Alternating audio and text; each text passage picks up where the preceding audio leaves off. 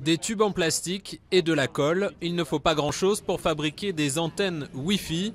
Ces militants de l'Internet pour tous installent leurs relais bricolés sur un toit d'église pour créer un réseau Wi-Fi dans tout ce quartier de Washington.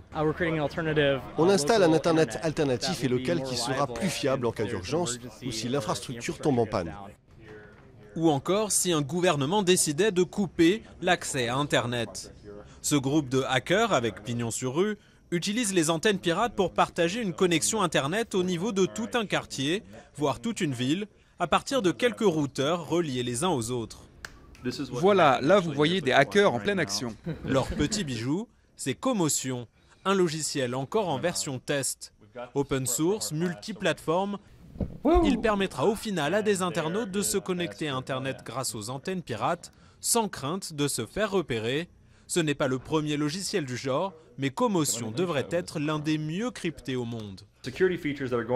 Les éléments de sécurité de Commotion, dont l'anonymisation et le cryptage, sont des fonctionnalités très importantes car elles aident les gens à communiquer sans être surveillés et sans que ce qu'ils disent puisse être réutilisé contre eux. L'accès libre à Internet n'intéresse pas que les experts informatiques.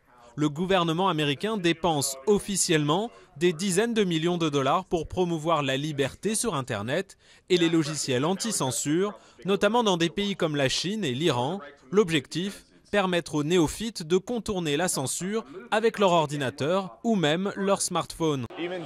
Les gens qui n'ont qu'un téléphone ont aussi un navigateur Internet. C'est comme s'ils avaient un ordinateur dans leur poche.